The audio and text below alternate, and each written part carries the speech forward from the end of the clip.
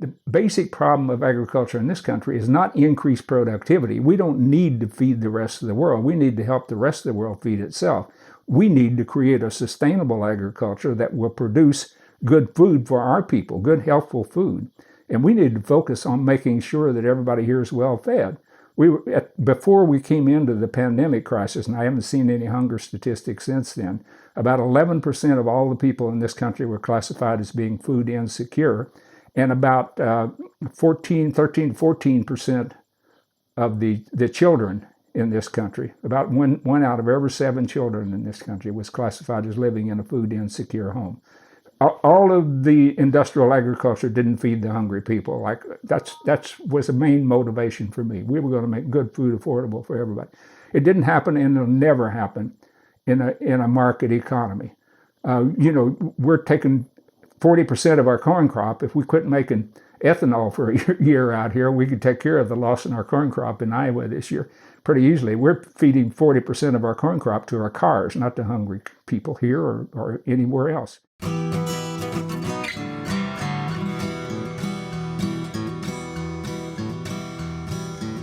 Welcome to the Real Organic Podcast. I'm Linley Dixon, co-director of the Real Organic Project.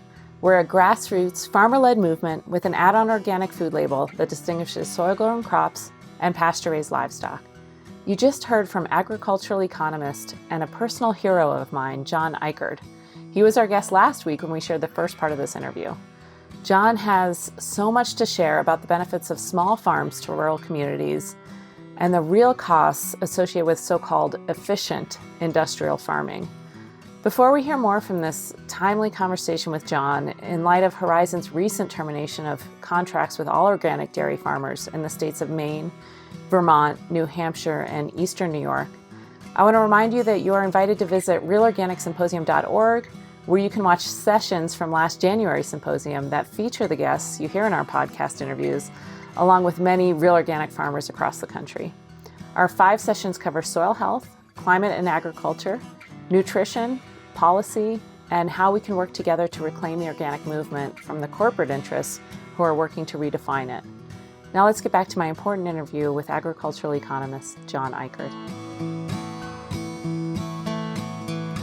John, I want to touch on organic systems a little bit because I read an article that you wrote about just the creation of standards is kind of a race to the bottom. Yes. And one thing that you also wrote, and I wrote it down, if organic farming simply means farming without synthetic chemicals, then organic farming isn't sustainable. Right. So, and you've pointed out that past civilizations completely failed when they were not using synthetic chemicals. So I'm wondering if what's your definition of organic farming if it's not the lack of synthetic chemicals? Yeah. Well, organic farming to me is kind of what I've been talking about here. It starts with the realization, I call it. You could call it an assumption, but I call it a realization that the farm, the farmer, the soil, the plants, the animals are all part of this same sort of living organic whole. And then you focus on how can we tip that ecological balance so that we're not just hunters and gatherers.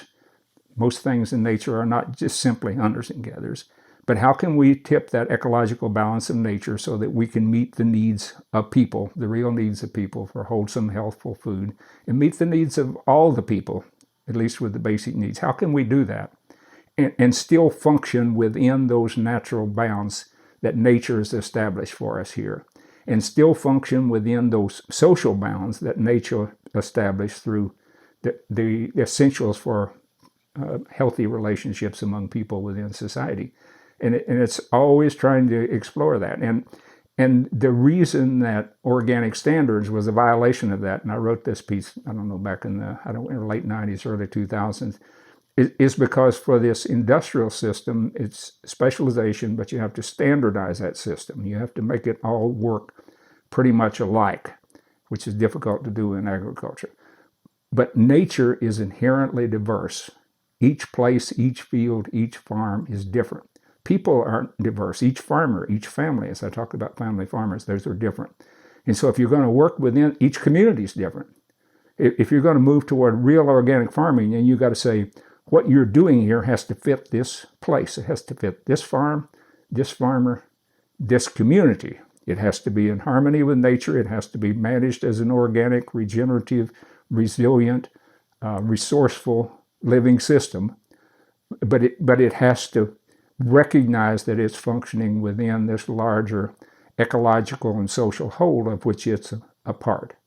And to me, that's the reason industrial will never work. Industrial is in conflict with that because you have to be able to do a large amount of the same thing to achieve the economies of scale and efficiency. And if you take away that ability, then the industrial model can't be economically competitive. But you've got to get through the process of moving toward this real kind of organic system that recognizes the place of farms and farmers and plants and animals and people within the larger whole of nature. Is there a line for you, even if you're doing cover cropping, soil health, is there a line where it's just too big? When is scale kind of maybe not fitting into this vision? I've argued consistently for a long time among very few of us that do this, that size does matter. And size does matter because there's a limit to how much you can manage when you're managing a highly complex system. When you're trying to understand the nature of that living system well enough that you can function in harmony with it rather than in conflict with it and try to work with it rather than dominate it, there's a limit to your span of attention, your span of knowledge of the place. Wendell talks about you have to love the land. That's what he's talking about. You have to know it well enough to love it. Anything you're going to love, you got to know it well enough to distinguish it from everything else, whether it's a person or whatever it is. And there's just a limit to how much land you can love. And it's the same way when you think about producing food for people within communities and healthy communities. There's going to be a limit to that market that you can have. You can have some idea of whether or not what you're producing is really meeting the needs of those particular people. There has to be a sense of personal connectedness, I think, within local food system. And there's a limit to how many people you can really love. And so the farms have to be appropriately scaled to how much you can really understand. Now, if you go out west or someplace like that where you're in a less diverse ecosystem, it's a less diverse climate, whatever, it may be very harsh or whatever, then you can get your head around more land out there. And you could have a pretty good sized operation. Or different kinds of farming operations that have less complexity. You could go to a higher level in terms of size because it's the complexity of understanding and working with the nature of that system that ultimately limits the size of it. So size does matter. It has to be the right size to fit nature and to fit where you fit within a community or within a society. If you're going to be in a community of people, for example, and you're going to have an organic regenerative farm, but you're going to drive all the other farmers out of business, and there's not going to be any young people that can make a living in that community because you're taking all the resources. That's not sustainable. That's not organic. That's not responsible. So, and I've written on other occasions about the soul of organic, but the early pioneers, they knew this. Lady Balfour was one that I quote quite a bit. She said, you can't take organic farming and turn it into a set of rules and inputs and things like that. He says the organic is in the outlook, the philosophy of the farmer. and that's what we're talking about here. If you try to standardize something, then you're going to compromise all of this. And the other thing is you talked about the absolute size. There are some people, and you could name a few, and I could name a few, some good friends and some very, very good, I would argue, sustainable farmers that can manage pretty sizable operations. And they do it in a socially responsible way, providing jobs for people, taking care of the land, but that operation is consistent with their unique capacity. You can't just bring in another person and say, well, you can do that too. There may be other people that can do that. But I'm saying most of us normal human beings, there's a limit to how big a farm we could manage and manage it sustainably. And so that's what sets the limits. I wouldn't set a particular size. It depends on the complexity and the extent to which you're really serious about wanting to accommodate the nature of the place and with respect to the nature of the ecosystem, but also the nature of the social system.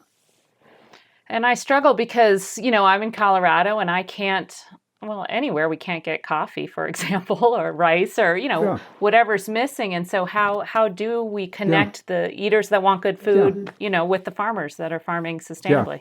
No, I think that's a good question, and it's about transforming the system again. I talked earlier about we tend to get locked into saying, well, the system's basically set, we can't change that, but we can change the overall system. So I would say what I've been promoting, kind of local food systems, local farms. I've even proposals out to have community food utilities where you'd have a local public utility that would do it. So there's obviously a limit to what variety of products and things you're talking about you can produce within a community where people can know each other.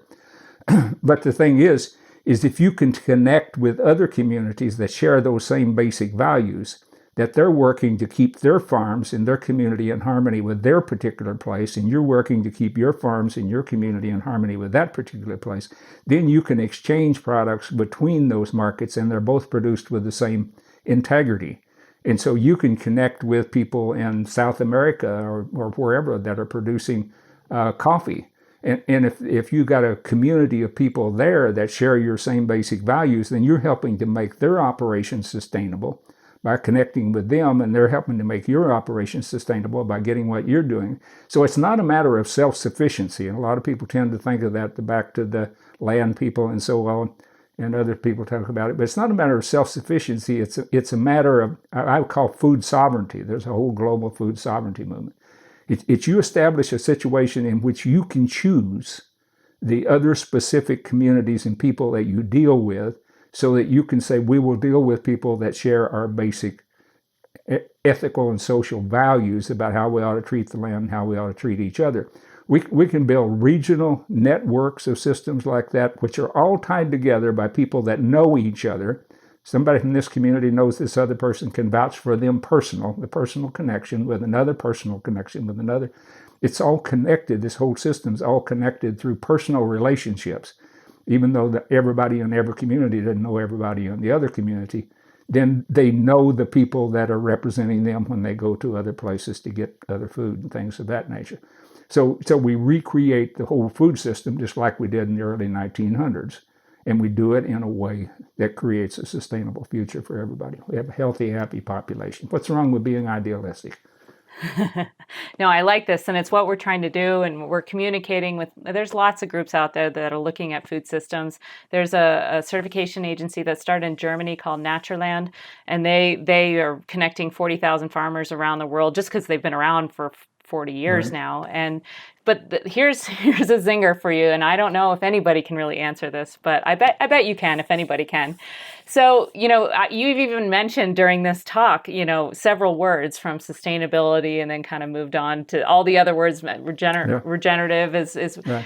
once we get a word that has full credibility, a grassroots movement, the industry comes in, and there's really big industrial CAFOs, hydroponic operations that call themselves family Right. farms, Right. right? So every word, Monsanto, it went sustainable. Now it's Monsanto's regenerative. How do we connect when the industry is better at marketing us than us?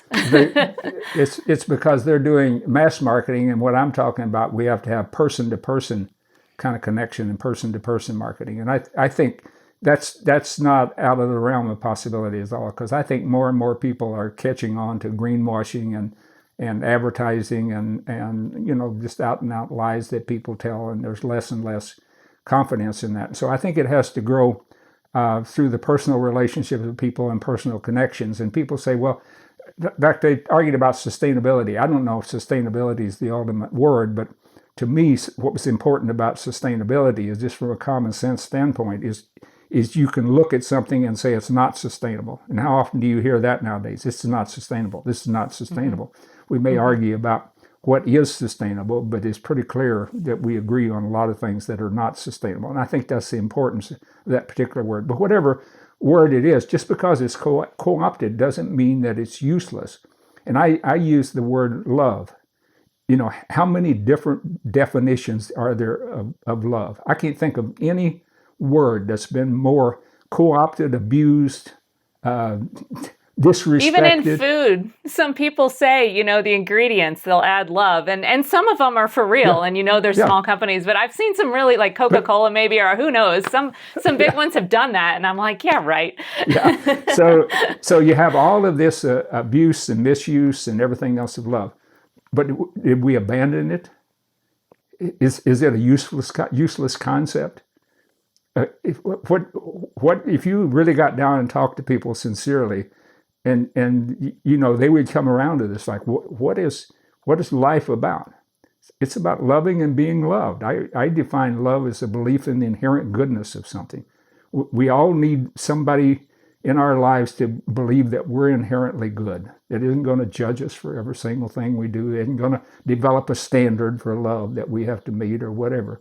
It's based on this kind of faith in the goodness of it. And I think what we're talking about here is there has to be a faith in the inherent goodness of nature, in the inherent goodness of the reality that we're in. We basically have to love the land, as Wendell Berry said. We have to love other people, not in the sense of the romantic love or the way that, it's enacted and used in movies and TV shows and stuff like that, but love in the belief of the inherent goodness. And if we can bring that goodness out, if we can allow whatever is there within nature or within other people, if we can somehow bring that goodness out, and if they can bring the goodness out in us, then you can abuse love all you want to. But I think down deep, most of us know that's what it's about. People ask me, well, you say, well, how could you ever get people to change to what you were talking about here? And I say, all you have to do is get people to think about their own personal lives. Meeting your basic material needs, tangible needs, is important. And that's what the economy is about: food, clothing, shelter, place to live and sleep, things like this. Transportation, all of that's important. But once those basic needs are met, in particular, and even before that, whether your life is better or not is not whether you have more money to buy more stuff and more things and take more vacations. It's about whether you have meaningful relationships in your life, whether there's other people that you care about and other people that care about you. And then the ultimate one is where you have some sense of purpose and meaning in life. Is what you're doing worthwhile? Does it make a difference? And we know individually, without those relationships and without a sense of purpose and meaning in life, it doesn't matter how much money we have or how big our farms is or how much yield we have or anything else. And we simply need to start creating communities and shaping our government policies and running our farms and running our businesses based on those basic human principles that we know in our heart are right and true. And, I've said that all we really have to do to create a sustainable food system, real organic farming and things like that, we just have to become fully human, because the goodness is there, but we've just been suppressing it with this pursuit of something that hasn't really improved our lives. Yeah, and you said that this is spreading, that there is a rural renaissance. Do you believe that we truly can? The words "we can feed the world" was used for industrial farming, but do you feel that small farms can feed us? Yeah, in a way that's not gonna set us backward. We're far from being the Luddites, right? That we were accused of, right? The science is grossly underfunded for organic farming, but it's really coming along. I look at some of the pheromone traps and the biocontrol. This is technologically advanced, but it's using the ecological system. So, do you think we can feed the world, small farms? Oh yeah. What a lot of people don't recognize, and you can go to any of the UN reports and it's there, that 70 to 80% of the people in the world are not fed by industrial agriculture. They're fed by small family farms, most of which we would call subsistence farms. So they're meeting their needs in their communities all over the world today. And then also within the international community, you hear agroecology is a big term in the international community, and food sovereignty is a big term in the international community. But they've done research in Africa and South America, and I don't know where all around the country. There's all sorts of research projects that have been done that we could double or triple the yields on those small farms by without anything remotely comparable to industrial agriculture.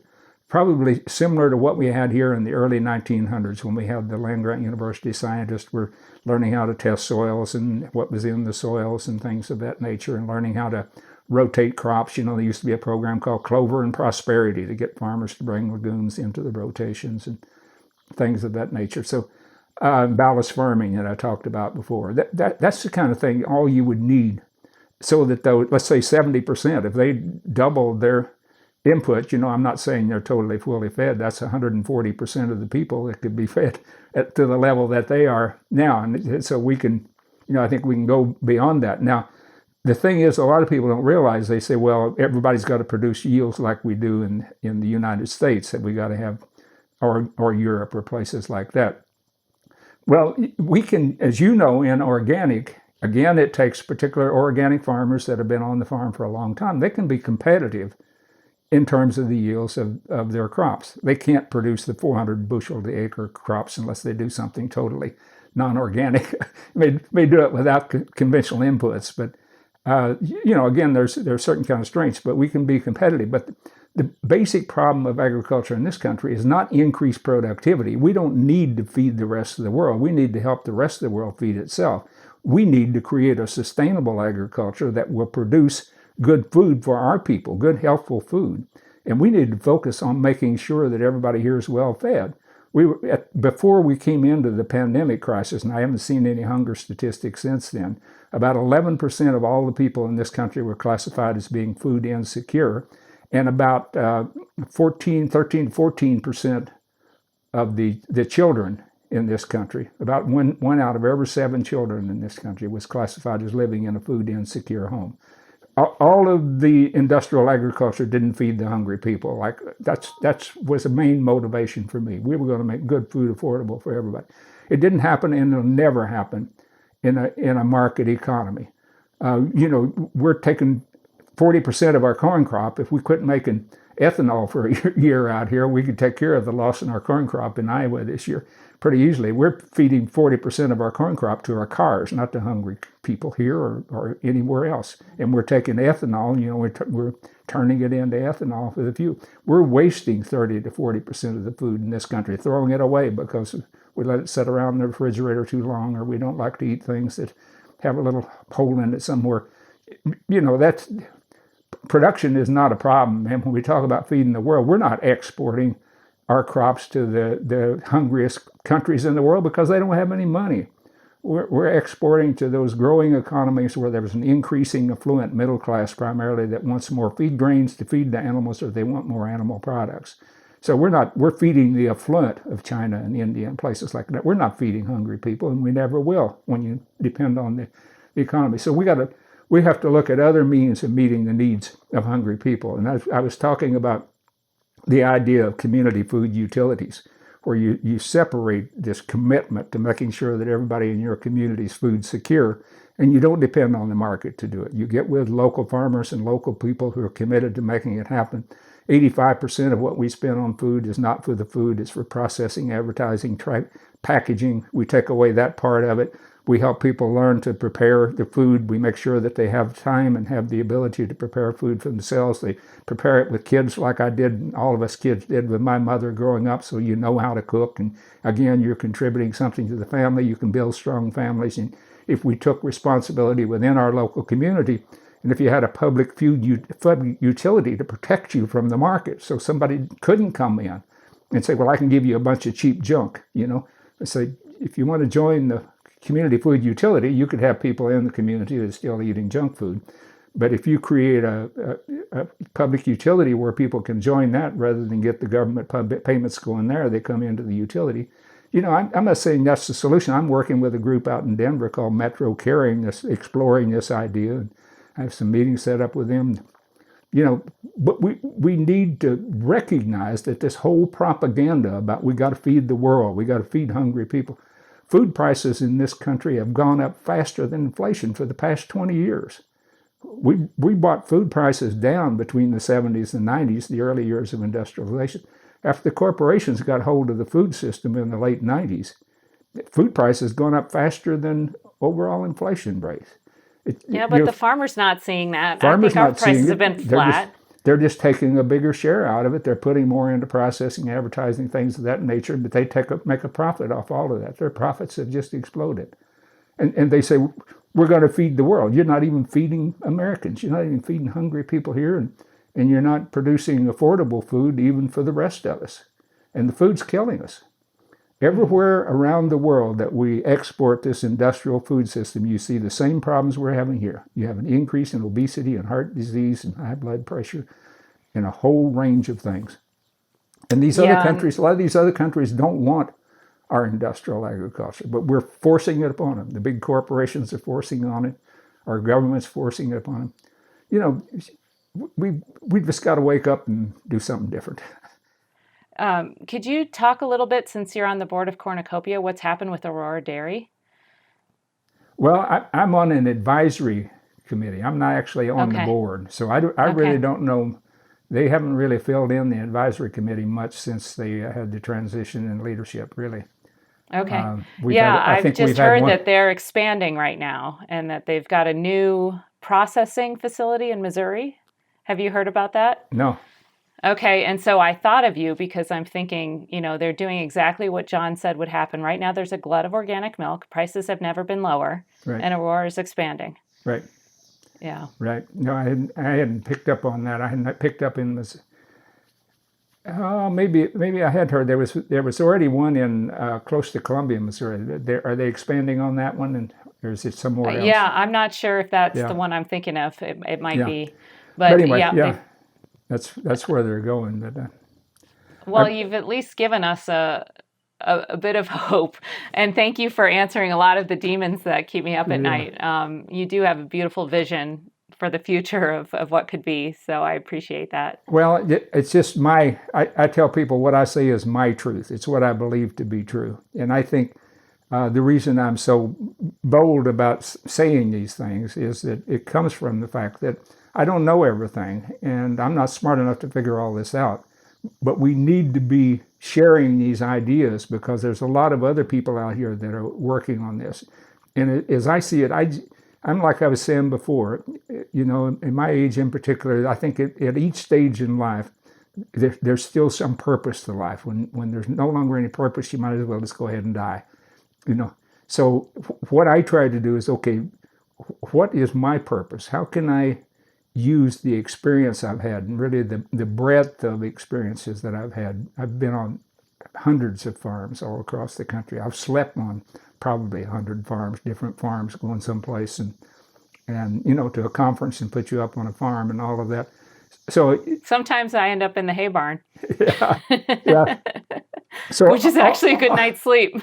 all I'm doing is just doing, like here today, doing what I think I need to do in my little piece of the world. And I have no illusion that the world is going to change because of me, but I think the world can change if everybody tries to figure out what is it that you can do at this point in time, and that would help make the world better. That would bring out the goodness in other people, and that would bring out the goodness that I think is intended of humanity. And I think to the extent that we can contribute to that, if we can see how we can contribute to that, we will have fulfilled our purpose and we will have lived the best life we possibly could have lived.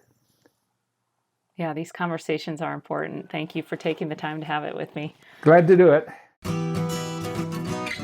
Thank you for listening to the Real Organic Podcast.